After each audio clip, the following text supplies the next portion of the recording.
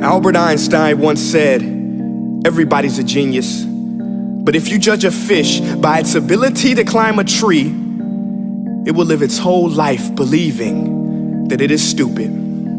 Ladies and gentlemen of the jury, today on trial we have modern day schooling. Glad you could come. Not only does he make fish climb trees, but also makes them climb down and do a 10-mile run. Tell me, school, are you proud of the things you've done? Turning millions of people into robots, do you find that fun? Do you realize how many kids relate to that fish swimming upstream in class, never finding their gifts, thinking they are stupid, believing they are useless? Well, the time has come, no more excuses. I call school to the stand and accuse him of killing creativity, individuality, and being intellectually abusive. He's an ancient institution that has outlived his usage. So, Your Honor, this concludes my opening statement, and if I may present the evidence of my case, I will prove it. Proceed. Exhibit A. Here's a modern day phone. Recognize it? Here's a phone from 150 years ago. Big difference, right? Stay with me. Here's a car from today, and here's a car from 150 years ago. Big difference, right? Well, get this. Here's a classroom of today, and here's a class we used 150 years ago. Now, ain't that a shame? In literally more than a century, nothing has changed. Yet you claim to prepare students for the future? But with evidence like that, I must ask, do you prepare students for the future or the past? I did a background check on you and let the record show that you were made to train people to work in factories, which explains why you put students in straight rows, nice and neat, tell them sit still, raise your hand if you want to speak, give them a short break to eat, and for 8 hours a day, tell them what to think. Oh, and make them compete to get an A letter which determines product quality, hence grade A of meat. I get it. Back then, times were different. We all have a past. I myself am no Gandhi. But today, we don't need to make robot zombies. The world has progressed. And now we need people who think creatively, innovatively, critically, independently, with the ability to connect. See, every scientist will tell you that no two brains are the same. And every parent with 2 or more children will confirm that claim.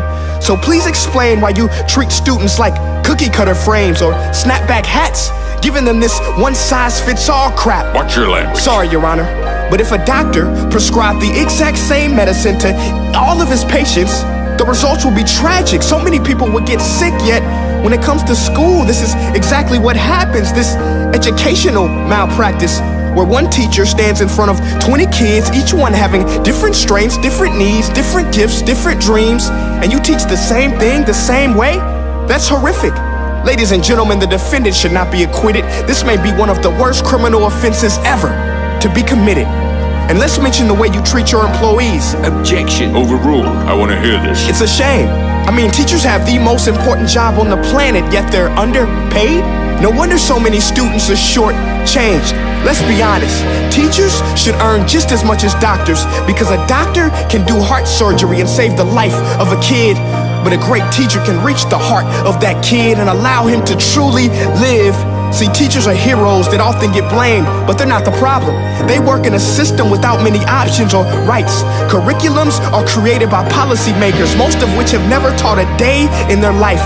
Just obsessed with standardized tests. They think bubbling in a multiple choice question will determine success. That's outlandish. In fact, these tests are too cruel to be used and should be abandoned, but don't take my word for it. Take Frederick J. Kelly, the man who invented standardized testing, who said, and I quote, "These tests are too cruel to be used and should be abandoned." Ladies and gentlemen of the jury, if we continue down this road, the results will be lethal. I don't have much faith in school, but I do have faith in people. And if we can customize healthcare, cars, and Facebook pages, then it is our duty to do the same for education, to upgrade it, change it, do away with school spirit, because that's useless.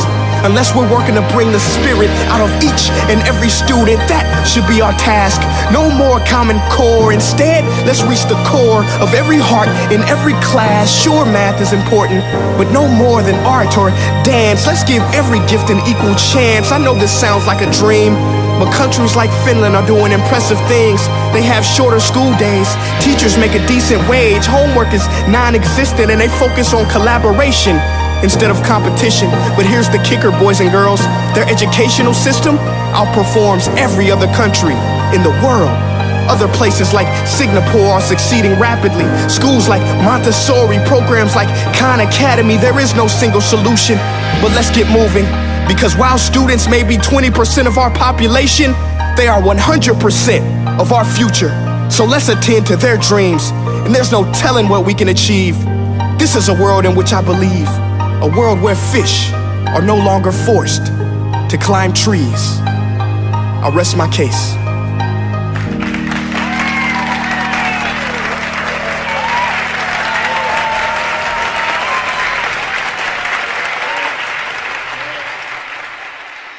Hey guys, my name is Prince EA, and I want to say thank you so much for watching my video. But now, I want to know what you think. How can we together create a more efficient, effective, and just better future of learning? I want you to visit nestday.com/preorder the future and share your thoughts and ideas on the topic. Peace.